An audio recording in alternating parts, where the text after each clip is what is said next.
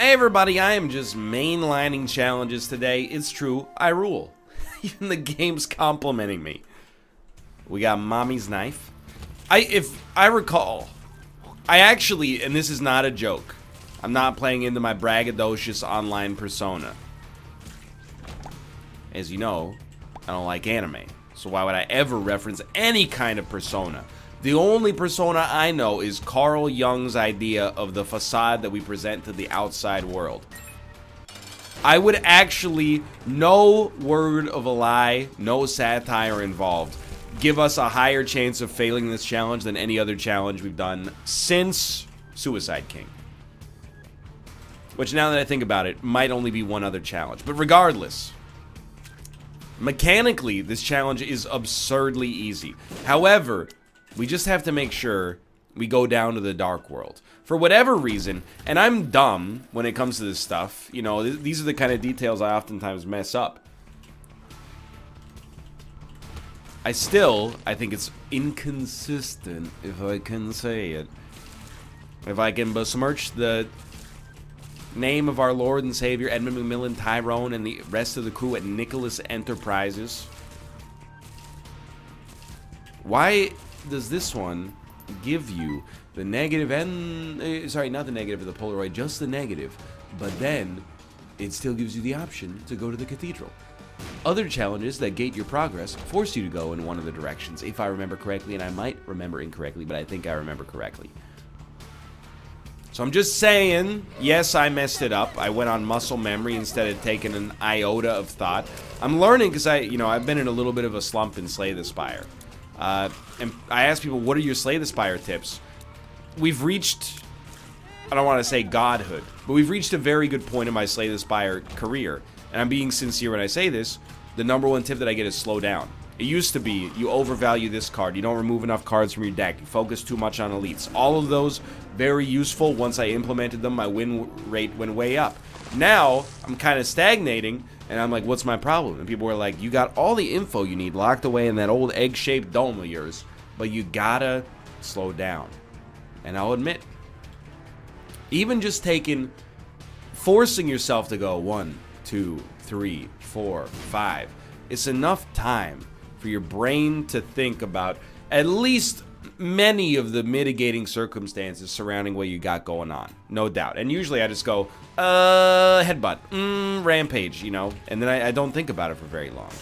The same is true in Isaac. You know, it's muscle memory. I'm having a different conversation. I walk in the wrong direction. If I just took 5 seconds, it'd be fine. Now, would it compromise my, my being, my raison d'etre? No, I don't think so. I think it's just a habit that I've been in the habit of, playing fast and loose and then dealing with the consequences of that. But sometimes there are no consequences of it except for you lose. So we gotta be better. That's what I'm saying. We gotta be better. And you gotta have faith. You gotta have faith. But yeah, that's a lot of bluster over what in the end basically comes down to just us being smart, being good. Where are you? There you are. God, I hate burning basement. And remember, recenter yourself as well. Take a deep breath. Say to yourself, self, is Isaac. Well, I don't know why. It's probably not necessary to even mention that in this episode, because this is probably going to be pretty easy. But after this, brain's legitimately tough challenge. You're juggling 3 balls, only each of the balls explodes. You ever wonder about jugglers? It's a real question. I can juggle, believe it or not. I was a nerd. No longer. I've since grown out of that, and I am extremely cool now. But I was a nerd and also an only child. So one day my parents were like, I don't know, buy him a book about juggling. Maybe he'll like it.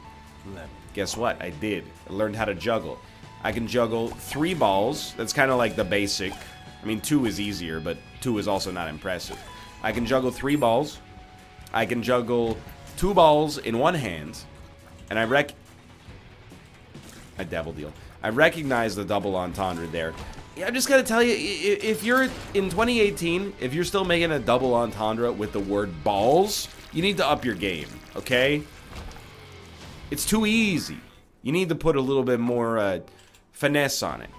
regardless, though. I can juggle 3 balls, I can juggle 2 balls with one hand. I can switch back and forth between the two on the fly.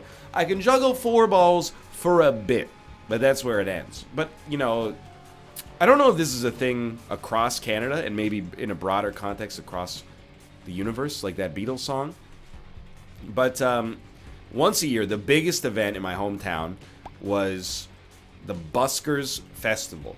And that was when street performers from all across, I don't know, I was too young to be aware of the infrastructure, but from my perspective, all across Canada, maybe all across North America, and maybe on a broader sense, all across planet Earth, came to my hometown, and for like 3 days, it's just like you walk, you know, the downtown core of the city is closed down, and there's, you know, a dude juggling on stilts, and then there's a dude with, you know, devil sticks, only the devil sticks are on fire, and then there's a dude, you know, you get the idea. All the buskability things, you know, there's street magicians, and it was really cool. And by cool, I mean, you know, it was a pretty neat festival to come to your town when you're a kid. You know, especially from the perspective of like a 13-year-old. I would rather have the Buskers Festival in my hometown than like a jazz festival. Oh, good, Diana Krall came to town for the 500th year in a row. Not something you're into as a kid. Now as an adult, I recognize her as, you know, one of the #1 mavens of the soul genre. I'm just saying, okay? No offense, Mrs. Krall. She's a smooth operator. Okay, we're not going to do that again. I will do this, though. I always wondered, like, juggling at this point, it's become blown out. You know, it's like going to see a Marvel movie. Like, you have to be so good at juggling in order to impress me, or I think anyone in the modern day. Like, if somebody got up and started juggling, I don't know, like 9 juggling balls, it would mean nothing to me. I'd be like, yeah, whatever. You know, show me something I've never seen before. They start juggling 3 bowling balls. Whatever. Nothing I haven't seen before. Oh, really? How about this? They juggle 3 machetes and keep grabbing them by the handles. It's a hard life to be a juggler, dude. You could juggle 3 swords and people still, when it's time to clap, they just go like, you know, just like mildly polite. I also wonder, like, don't take this the wrong way if you're a juggling enthusiast. I'm sure you do it for the love of the game, right? But is there a higher risk, lower yield profession on Earth than learning how to juggle swords? Like, here's what I think your career prospects are as a sword juggler. Cirque du Soleil, top tier, I'm assuming. Good job, Canadian company, so you're gonna get benefits. Not that I'm biased or anything. And also, you're part of an interesting show. I'm not trying to be rude here, but like, if you're like a normal circus juggler, you know, you're going around to the towns and cities of North America. Hey, here's you know, they jump into a tiny pool. Hey, here's the lion tamer. Here's the, you know, you get over it, I imagine. But Cirque du Soleil is always like it's a mind jammer. So there's that. Then what are your other options? Okay, you become a busker. You juggle 3 swords and then you pass around a hat and people are like, yeah, this was worth 25 cents. Ka-ting, you know. I don't know how much money you're making off of that. I might be completely ignorant of the situation. Keep in mind, this is coming from the perspective of someone with like the most pampered career in history, I think. And I'm being well, having like a passive income just from interest from the bank or returns from the stock market might be a little bit more pampered. Oh, I made $10 million this year just for having money. You know, that's maybe a little bit higher on the scale. But I play video games and amuse myself. And then people send me messages that are like, you've changed my life. It's a dream come true. I'm not trying to say that I don't deserve it. I'm just trying to say every day I remind myself that I don't deserve it so I don't get a big head. Sure, give me the flying and the thank you. And you know what, I'll take. You know what, I'll take this as well. Why not? You know, so compare that to like, hey, you want to, instead of playing Isaac, would you rather learn how to juggle 3 scimitars? The answer is no.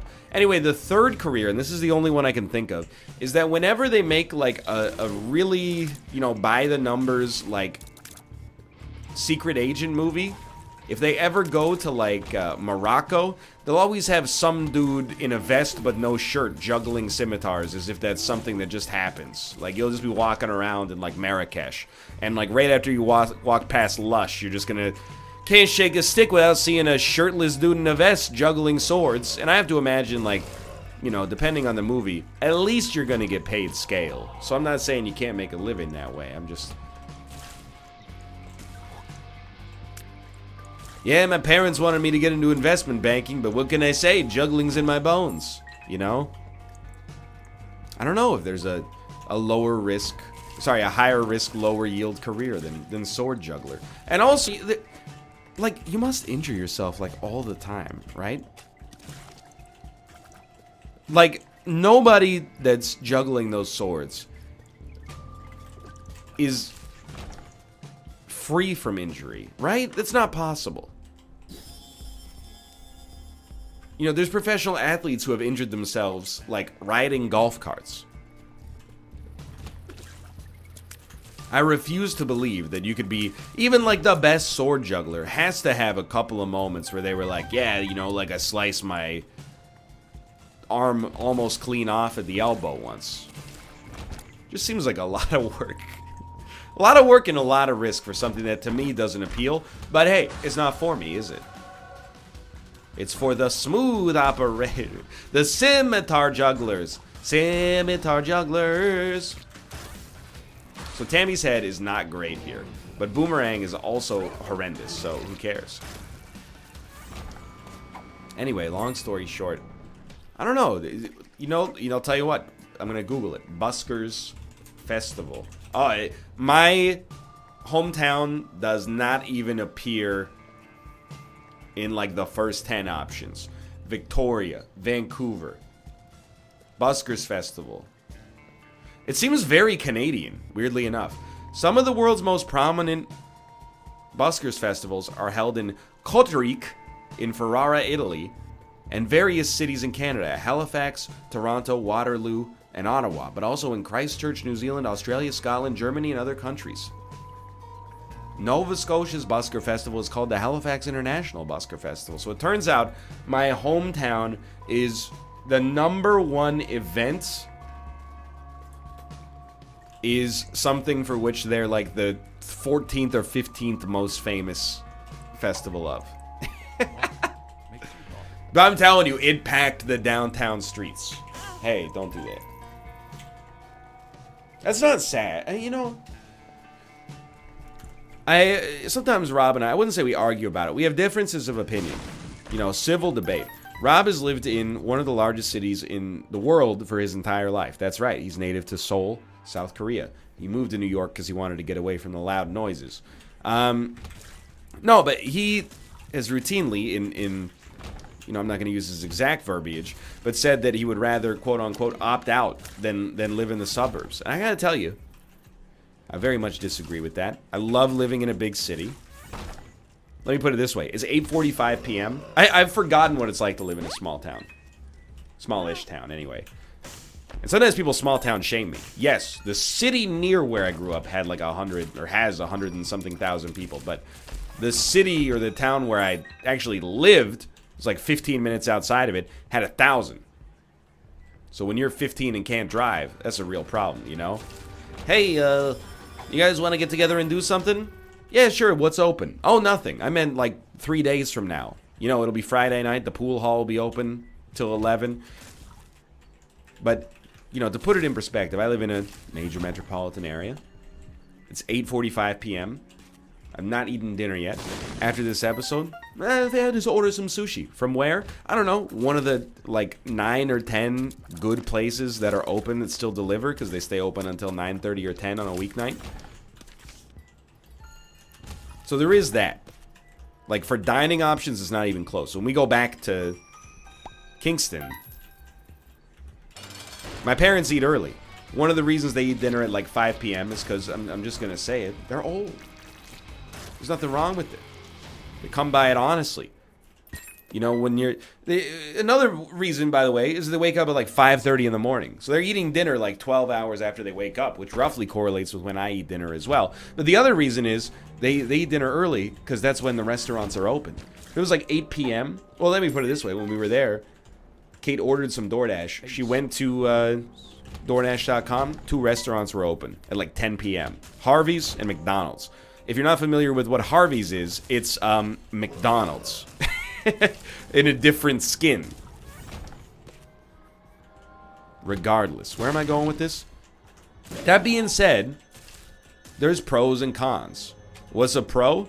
You know, if you're not ordering DoorDash at 10 p.m. consistently, saving a lot more money. Cost of living tends to be lower. And there's just a certain... some people like it and some people don't. I'll be the first to tell you, I don't like it. But when I walk around with my parents... in the city where they live, they meet people they know every day, and it boggles my mind. Yeah, it's like a little anxiety inducing, because I think that kind of interaction is great until you have like some kind of controversy or crisis or something like that, and then everybody in the town is like, oh, that's Bob, he's the guy who, you know, ordered that real girl and then took her to Fort Henry for Christmas dinner, and they kicked him out. You know, he's going to be known as the real girl guy for the rest of his life. That's not a real story, but if you want to make it one, just make sure I'm not quoted anywhere in it. But yeah, they'll be like walking around. People just be like, hey, you know. They know that they've lived there, you know, pretty much their whole lives. They've built up a community of people they know, and there's only... I mean, here's the thing. Is 100,000 people in the city. What percentage of them, you know, live downtown? I don't know, maybe like 20%. So there's, you know, now I'm trying to run the numbers. 24,000 people. That's embarrassing. But anyway, so there's 24,000 people. You live there. If you meet 100 people a year, they're like, how old are they? Are they 100? They're not 100 yet. I think they're in their early 50s. I'm mom, dad, I'm playing it up, okay? I'm just playing it up. Regardless. I'm just saying, they met, you know, 1 out of every, like, 10 people that walks down the street, they're gonna know. Just implicitly. I like living anonymously in a major city. It's like implicit pants-pooping protection. I know that sounds weird. What I'm saying... Dude, I think I want to keep Dad's key. What I'm saying is what I mean. Mean what you say what you mean, okay? I'm suggesting that if I poop my pants in public, for the rest of my life, I won't be known as the guy who pooped his pants. Instead, I'll be like, man, it was really embarrassing. I was at Burrard Station, I pooped my pants. What happened after that? Well, I got on the train and went home. Nobody knows who I am anymore. You know, you can disappear into anonymity to a certain extent, and I like that. Plus the late night sushi. But I'm here to tell you, you know, I think there's a certain case to be made when you... Well, I don't know. I'm kind of talking out of my butt here. This is the negative, right? So we must... Okay, we don't really need Dad's key. We definitely don't want to do this. I think there's a sort of temptation, like if you grew up in the city, when you get older, you think about raising a family for yourself, you're going to be like, we should go to the country. It's quiet, you know, there's room to run around. There's less crime, statistically less crime. The only things that happen out in the country are the world's most horrible murders. Not a whole lot of theft. Just really, really psychologically scarring killings. But anyway, like, that was what, to some extent, my parents were like, you know? When did these homing enemies get added? Because they're freaking me out. You know, when I reached a certain age, they were like, we should go live in the country. You know, you get room to run outside, play around, get a little rough and tumble, you know, do what boys do. And then when I got older, you know, and I was, like, 20, I was like, I gotta move to the freaking city, dude. Can't do anything. You become intimately aware of all the like negatives of where you live, I think, when you grow up in it, because it's forming your foundation, right? I think we're just destined to bounce back and forth doing the opposite. But then I don't know, I'm like, Rob's lived in New York and he wants to live in New York forever. That's not a negative, I think, by the way. Normally, You know, when people say it's a negative to like, man, everybody born in this town died in this town. They're not talking about New York City. They're talking about Dayton, okay? No offense to the Daytonites out there. God bless, you know, Guided by Voices, GBV, etc., etc. I had to pick a city, okay, or a town, and you got chosen. If anything, you should be flattered, because I know you exist. A lot of places out there didn't get mentioned just because I ain't never heard of them. Anyway, plus the other thing is that there's a really good infrastructure, and you know, because of the university and also the hospitals and the military bases, there's a lot of strong, stable jobs there. So even though the property market has not escalated out of control like a lot of Canadian markets have, you know, there's still a stable infrastructure to provide you with a secure job for you and your family, including many pension jobs as well. So it really makes a lot of fiscal sense to settle there. That being said, the Asian food is not that good, except weirdly. And again, this is the other kind of store you could only get in a relatively small town. The city near where I grew up has legitimately the best Thai food I've ever had in my entire life. Consistently. And I know it sounds insane, but, you know, I've never lived in Phnom Penh. And I'm going to try to say that again because my voice crapped out on me. I've never lived in Phnom Penh, but, you know, I have lived in some major cities, and I've visited a lot of major cities and eaten Thai food in them as well. For whatever reason, Kingston, Ontario's got some Thai food going on. What I heard is that there was one guy, and again, I want to stress, this is the kind of legend you could only get in a relatively small town. Let's check this out. Let's hear it for the boy. This is going to be a good moment here. So we're on Womb 2. Who cares? We're going to Awaz. We're going to go to Shoal. Once we're on Shoal, we're going to hit this Mama Mega. Look at that. We don't need Dad's key. It was just it was a marriage of convenience for us there. Apparently there's like one dude who was a really amazing Thai chef, and he like opened a restaurant and it did really well. So then one day, and I know this sounds like it's being made up. It's because I am filling in the cracks in the story from the limited details I remember, but it's happened like 7 or 8 times by now. One day, somebody came, they were an investor, and they were like, hey, your restaurant's doing so well, it's always packed. I would like to buy your restaurant from you. So he sold his restaurant, and then he just opened another restaurant with almost exactly the same menu across town. And then that restaurant took off. And he's rinsed and repeated this for like 20 years. So, I mean, just in the course of my lifetime, he's opened like 5 or 6 new Thai restaurants, seriously, with almost exactly the same menu. Now, he always leaves whatever one he was on, and there's like terms of the sale, like, well, you can't put this in your dish, you know, you can't use Thai basil in this dish, because that's the specialty. But anyway, they're all dynamite, and they're all, I think, reasonably well supported. This one dude has like, he's like the Johnny Appleseed, but he's more like the Johnny Fish Sauce. I apologize if that's insensitive, but it is commonly used in Thai cuisine. He seeded the city with amazing Thai food. That's a great legacy to leave. I think I'm going to take the sun. This should be pretty simple here. I mean, I told you, like, the odds of this run going south are existent, but highly, highly, highly unlikely. The only thing that stinks a little is we're slightly light on HP. And our damage could be a little better. Like, those two things are relevant concerns for Mega Satan, but maybe not that much. Did I get him? Did I get him? I got him. Okay. We could get guppy items here, too, for all I know, anyway. Let's see. Like I said, guppy items. As we have 0 luck, that's not a big deal. Not a big deal. As we have 0 luck, I will not be going to other rooms. But I am genuinely just the slightest bit wary. And I think it's a good thing, because it means that I'm focused. We have to not... Oh, actually, my range is worse now as a result of the Tears downgrade. We have to not take a lot of dumb damage. We can probably afford to take a little dumb damage, although, you know, why enable ourselves, I guess.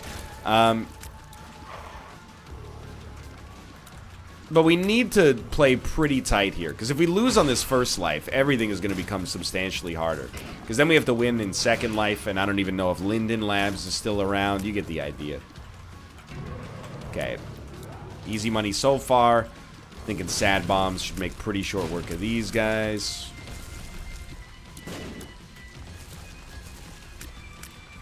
Sad bombs, mom's knife. You know, not a great combo. It's reminded me a lot of the head trauma mom's knife run we kind of tried to swing. Aren't there more enemies here? Or normally there's more enemies there. Unless they died to the sad bombs. What? No. That's not how that works, is it? You have to forgive me because I have the sick brain, as mentioned many times.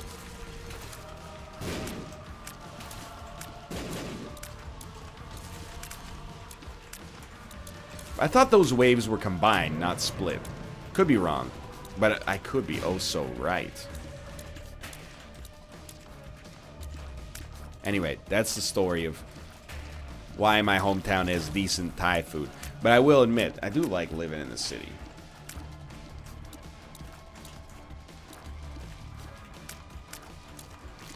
It's nice when things are open. It's nice to feel justified when things close, if that makes sense. Or justifiably angry. Like when you go to a restaurant at 9 p.m. on a Thursday, and they're like, sorry, we're closed. We're like, this is an outrage. How can you expect to survive in this place if you're closing at these puritanical hours? You know, some of us are streamers out here, and we're doing our charity work until the late hours. Easiest challenge in the game. What comes next? Well, that's for you to decide. But actually, it will be the brains challenge. Poker chip. Poker chip. Poker chip. My has just been unlocked. Dude, honestly, very productive day for me personally. A lot of challenges knocked out. I'm going to go watch 3 hours of Jeopardy and then go to sleep. For now, thanks for watching. I hope you guys have had an enjoyable time watching this video. It's all gas from this point onwards. Brains, The Guardian, ultra hard. All difficult. For now, though, thanks for watching. I hope you've enjoyed the episode. If you did, click the like button. It was a great deal. Of course, subscribe if you want to see more in the future. For now, thanks for watching, and I will see you next time. Of course, follow me on Twitch if you want to be notified when I go live in the future. All the time is the answer. Twitch.tv/Northernlion. Follow me there for some live content. For now, thanks for watching, and I will see you next time. See ya!